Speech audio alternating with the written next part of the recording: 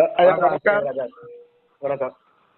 நலமா? நான் உங்கள் டி.கே.வி. ராஜா நேர்காணலுக்காக அழைத்திருக்கிறேன் ஐயா. வணக்கம் ராஜா. வணக்கம்.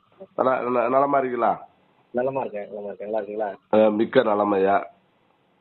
வணக்கம், சொல்லுங்கய்யா. சமீபத்துல ஒரு பார்த்த செய்தி என்னன்னா, ஆங்கிலேயர்களை எதிர்த்த தியாகிகள், அதாவது வீரர்கள், அந்த வரிசையில் பல வீரர்களோட பெயர்கள் நெற்கட்டும் சேவலில் பூலித்தேவன் மண்டபத்தில் அந்த கல்வெட்டு வைக்கப்பட்டிருக்கிறது. அதில் மரியாதைக்குரிய வெண்ணிக்காலாடியார் அவர்கள் எந்த சமூகத்தை சார்ந்தவர் என்பதை விளக்க வேண்டும் கண்டிப்பா. இதுல என்ன சந்தேகம்? அவர் தேவேந்திர குல வேளாளர் சமுதாயத்தை சார்ந்தவர். என்ன சொல்றீங்க? ஆமா, நிச்சயமா. அது ஏன்னா அந்த நீங்க சொல்ற அந்த கல்வெட்டுல நீங்க தேவேந்திர குல வேளாளர் என்று பதிவு செய்கிறீர்கள். அங்கு வெண்ணி காலாடி என்பவர் பகடை என குறிப்பிடப்பட்டிருக்கிறது. அதுதான் இப்ப இங்க கேள்விய சர்ச்சை கிளப்பிருக்கு. கண்டிப்பா இது தென்காசி மாவட்டம் சிவகிரி வட்டம் நெற்கட்டு செவல்ல இருக்கக்கூடிய அந்த பூலித்தேவன் மண்டபத்துல ஒரு கல்வெட்டு பொறிக்கப்பட்டிருக்கு. அந்த கல்வெட்டுல என்ன குறிப்பிட்டிருக்கு அப்படின்னா, ஆதி திராவிடர் தளபதிகள் அப்படின்னு குறிப்பிடப்பட்டு அதுக்கு கீழே வெண்ணி காலாடி பகடை என்று குறிப்பிடப்பட்டிருக்கு. அது தெரியாமல்லாம் குறிப்பிடல, தெரிஞ்சேதான் குறிப்பிட்டிருக்காங்க அப்படின்னா நம்ம பலமுறை இந்த விஷயத்தை நம்ம சொல்லிக்கிட்டு இருந்தோம். தொடர்ச்சியா இது குறித்து மனுக்களை கொடுத்தோம். இந்த அரசு எந்த விதமான நடவடிக்கையும் எடுக்காம இருக்கிறது ஒரு பெரிய அதாவது ஒரு வன்ம போக்கு அப்படின்னா நம்ம அதை பதிவு செய்ய வேண்டியிருக்கு. கேக்குதா? சொல்லுங்க. கேக்குது. ஆமா, இது குறித்து வாசுதேவநல்லூர்ல தேவேந்திரர் சேனா இயக்கம் சார்பாக ஒரு ஆர்ப்பாட்டம் கூட நடத்தணும். அந்த ஆர்ப்பாட்டத்துல இந்த வெண்ணிக்காலாடி பகடை என்கின்ற கல்வெட்டை அகற்ற வேண்டும் சொல்லி கடுமையாக நம்ம பேசியிருந்தோம். ஆனா செவிடங்காதல ஊதின சங்கு மாதிரி தான் இப்ப நடந்துட்டு இருக்காங்க.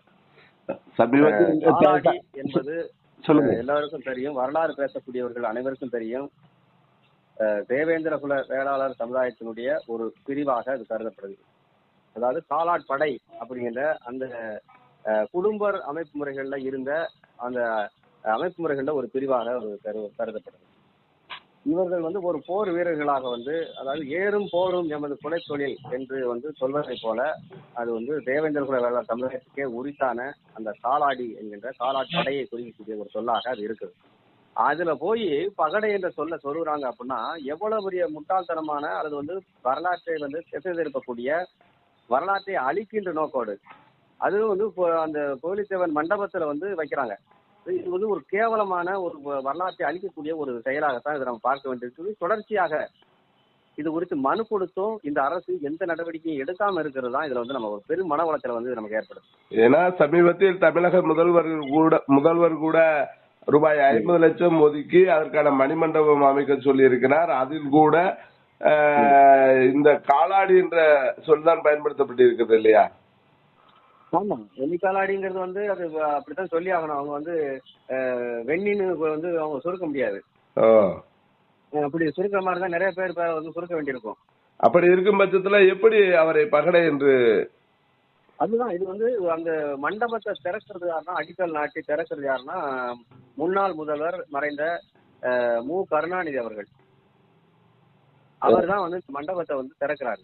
அப்ப மண்டபத்தை அவர் கருணாநிதி அவர்களை பற்றி நம்ம சொல்லும் போது என்னன்னா, ஒவ்வொரு வரலாறுகளையும் பதிவு செய்யக்கூடியவர். ஒரு வரலாறு, தமிழக வரலாறுகளை படித்து அதை எப்படி நகர்த்தணும், வரலாறு யாருக்கானதா மாற்றணும் அப்படின்னு தெளிவாக ஒரு நகர்த்தக்கூடிய ஒரு நபராக நம்ம அவர் பார்க்க வேண்டியிருக்கு. அந்த வகையில இந்த மண்டபத்துல இருக்கக்கூடிய கல்வெட்டுடைய செய்திகள் கருணாநிதி அவர்களுக்கு தெரிந்தேதான் நடந்திருக்கிறது. அவர்களுடைய அனுமதியின் பேரில் தான் இந்த கல்வெட்டே பொறிக்கப்பட்டிருக்குது அப்படின்னா நம்ம பார்க்க வேண்டியிருக்கு. ஏன்னா அவருக்கு தெரியும், வரலாறு தெரியும். ஏன்னா நிறைய வரலாறுகளை அவரே சொல்லியிருக்கிறாரு.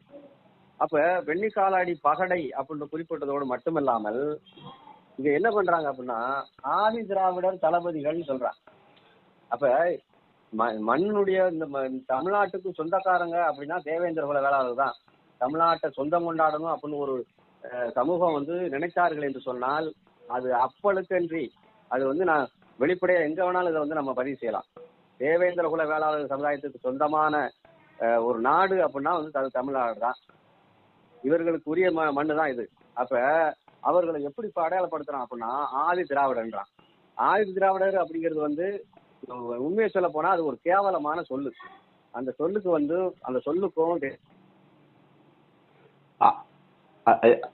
இருக்கும்போது இது தேவையற்ற ஒரு சொல்ல வந்து சொல்றான் அப்படின்னா அதுல வந்து எப்படிப்பட்ட ஒரு வரலாறு அழிப்பு இருக்கு அப்படிங்கறத நம்ம உணர வேணும். அப்ப தேவையில்லாத ஒரு சொல்லையும் சொல்லி வெண்ணிக்காடி பகடை அப்படின்ற ஒரு அந்த கண்டினியூட்டியா வரும், இப்பகடைன்னு வரும். அதுல அதை நம்ம குறிப்பிட்டு நம்ம பேசியிருக்கோம். அப்ப இவருடைய நோக்கம் என்னவா இருக்குது அப்படின்னா கேட்கறதுக்கு ஆள் இல்ல, இவன் என்ன வேணாலும் சொல்லலாம், எப்படி வேணாலும் சொல்லலாம். இப்ப பாருங்க, சமீபத்துல அவ வந்து ஒரு மாணவி 10வது வந்து முதல் மார்க் எடுத்திருக்காங்க. அவங்களை வந்து எப்படி பண்றாங்க, தலித் மாணவியா. அடிக்கோலிட்டது இந்த மாதிரி விஷயங்கள் தான்.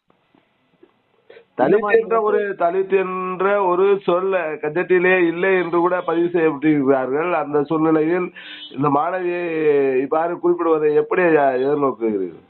இது வந்து கண்டிக்கத்தக்கது. இது வந்து இது சாதாரணமா வந்து கடந்து போயிட முடியாது. அதாவது ஒரு திட்டமிட்டு தலித்துன்னு சொல்றான் அப்படின்னா பாக்குறான், அவன் என்ன சமுதாயம்னு பாக்குறான். சமுதாயத்தை பார்த்துதான் வந்து ஒரு பத்திரிகையை வந்து நடத்துறான். ஒரு பத்திரிகை நடத்தக்கூடியவன் வந்து அவன் எப்படி கரெக்டா கண்டுபிடிக்கிறான் தலித் மாணவி அப்படின்னு ஏன் சொல்றான்? அவன் பாக்குறாங்க. ஐயா, குறுக்கிடுவதற்கு மன்னிக்கவும், தலித் என்ற சொல் கஜெட்டில் உள்ளதா உண்மையிலேயே? அப்படிலாம் இல்ல. தலித்துன்னு சொல்லக்கூடாதுன்னு தான் வந்து ஜீவோ இருக்குது. பட்டியல் மற்றும் பழங்குடி மக்களை வந்து நீ கண்ட பேரெல்லாம் அழைக்க கூடாது அப்படின்னு சொல்லி அது வந்து இருக்குது, ஜீவோ இருக்குது. ஆனா நான் அப்படித்தான் அழைப்பேன் அப்படின்னு வந்து இவன் நினைக்கிறான் அப்படின்னா கண்டிப்பா இவனுங்களுக்கு ஒரு நேரத்துல வந்து பூசை கண்டிப்பா உண்டு. அதுல வந்து எந்த மாற்று கருத்தும் கிடையாது. ஒரு கட்டம் வரைக்கும் தான் பொறுமையா இருப்போம். இல்லைன்னா வந்து அடுத்த கட்டத்துக்கு நகரும் போது இவன் எல்லாம் பத்திரிகை நடத்தவே முடியாதுன்ற அளவுக்கு வந்து நம்ம வந்து பிரச்சனைகளை உண்டு பண்ண வேண்டிய சூழ்நிலை உருவாயிடும். இந்த பிரச்சனையை பொறுத்தவரை நீ யாரு எனக்கு பேர் வைக்கிறதுக்கு? நீ யாரு? நான் பேர் வச்சுக்குவேன், எனக்கு தேவையான நான் குப்பம் சிப்போன்னு எனக்கு பேர் வைக்க எனக்கு உரிமை இருக்கு. உனக்கு யாரு உரிமை கொடுத்தது? இதை வந்து அனுமதிக்க முடியாது இந்த மாதிரி விஷயங்களை. கண்டிப்பா கண்டிப்பா. இது சம்பந்தமான நடவடிக்கை எடுக்கப்பட்டுள்ளதா? இந்த தலித் என்ற சொல் பத்திரிகையில் வெளியாகியுள்ளது. இது சம்பந்தமாக நடவடிக்கை எடுக்கப்பட்டுள்ளதா தங்கள் சமூகம் சார்பாக? அதாவது இந்த தலித் அப்படின்ற ஒரு சொல்லாடலை வந்து மையமா வச்சு அந்த மாணவியை வந்து கொச்சைப்படுத்தும் விதமாக வந்து இந்து பத்திரிகை தான் வெளியிட்டாங்க. அதை வந்து மையமா வச்சு நிறைய குரல்கள், கண்டன குரல்கள் வந்து எழுந்துச்சு. இது உண்மையிலே வந்து வரவேற்கத்தக்க ஒரு விஷயம்.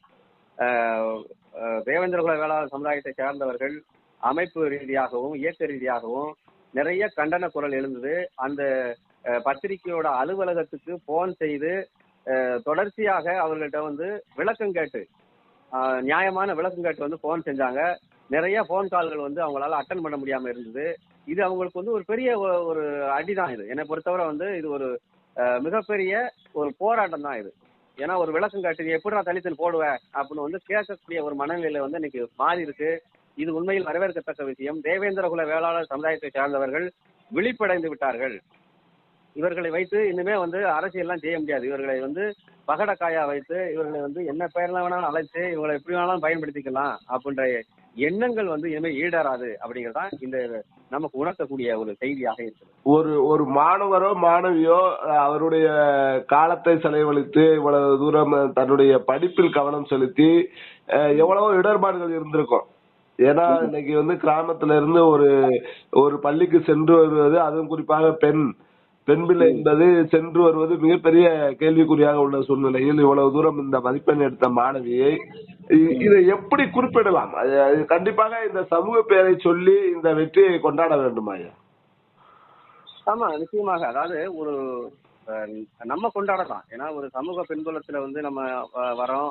எவ்வளவு நெருக்கடிகளை இப்பவே வந்து தலித்து நம்மளை அடையாளப்படுத்துறோம். அப்ப எவ்வளவு நெருக்கடிகளை சந்திச்சு நம்ம வந்து அந்த கல்வி மேல கவனம் செலுத்தக்கூடிய அளவுக்கு நம்ம குழந்தைகளை வந்து பக்குவமா வளர்த்துருக்கோம் அப்படிங்கறத அங்க முக்கியமான விஷயம். இவர்கள் வந்து நரிகள், நம்ம சுத்தி இருக்கிறவங்க ஃபுல்லாவே சாதி வெறியர்கள், நரிகள். அப்ப இந்த நரிகளை வந்து நம்ம எல்லாம் ஓரம் கட்டிட்டு நம்முடைய இலக்குல கவனம் செலுத்தி அந்த குழந்தைகள் படித்து ஒரு முதல் மார்க் எடுத்திருக்கு அப்படின்னா உண்மையிலே வந்து ஒரு சமூக ரீதியா கொண்டாடப்படக்கூடிய ஒரு விஷயம் தான். இதுல எந்த மாற்று கருத்து கிடையாது. ஆனா இதை கொச்சைப்படுத்துகின்ற விதமாக, இவர்களை அடையாளப்படுத்துகின்ற விதமாக, இழிநிலைப்படுத்துகின்ற விதமாக இந்த மாதிரி பத்திரிகைகள் வந்து செயல்படுவது என்பது கண்டிக்கத்தக்கது. வருங்காலங்களில் இவர்கள் பத்திரிகையை நடத்த முடியாத அளவிற்கு இவர்களை வந்து நம்ம போராட்டம் நடத்தினா மட்டும்தான் இதுல இருந்து நம்ம குழந்தைகளுக்கு ஒரு பாதுகாப்பு. உண்மையிலே வந்து படித்து, அதாவது கடின உழைப்பு செலுத்தி வந்து படித்து வந்து வரக்கூடியவர்களை வந்து எளிதா வந்து தலித் மாணவின்னு வந்து கொச்சைப்படுத்துறது இருக்கு இல்லையா, இது எவ்வளவு பெரிய அயோக்கியத்தனம் பாருங்க. அப்ப அவர்களுடைய அந்த உழைப்பெல்லாம் கொச்சைப்படுத்துறாங்க இல்லையா, இதுதான் நம்ம வந்து உண்மையிலே வந்து அதை கண்டிக்கக்கூடிய ஒரு செயலை வந்து நம்ம செய்ய வேண்டியது. ஐயா, இன்னொரு சகோதரர் கூட இந்த தேர்வில் மிகப்பெரிய திறமையை வெளிப்படுத்தியிருக்கிறார். அதாவது கடந்த சில மாதங்களுக்கு முன்பாக தாக்கப்பட்டிருந்த அந்த மாணவன் தேர்வு எழுதி சிறப்பான ஒரு இடத்தை பிடித்திருக்கிறார். அவரை பற்றி என்னையா சொல்ல விரும்புறீங்க? ஆமா, நாங்குநேரியில வந்து சக மாணவர்களால கொடூரமாக தாக்கப்பட்ட அந்த மாணவர், அவர் வந்து படித்து, அதாவது தன்னுடைய படிப்பில் கவனம் செலுத்தி இன்றைக்கு வந்து ஒரு கவனிக்கத்தக்க வகையில வந்து மார்க் எடுத்திருக்கிறாரு. எல்லாராலையும் வந்து பாராட்டப்படக்கூடிய வகையில வந்து வந்திருக்கிறாரு. உண்மையிலே அது வந்து வரவேற்கத்தக்க விஷயம். இது அதாவது இந்த மாதிரி வந்து வளர்ந்துடக்கூடாது அப்படிங்கிற நோக்கத்தின் அடிப்படையில தான் இந்த சாதி வெறிகளை ஊட்டி, சாதி வெறியர்கள் வந்து தொடர்ச்சியா வந்து அரசியலையும் அடையாளப்படுத்துகின்ற விதமாகவும் நடத்திக்கிட்டு வராங்க.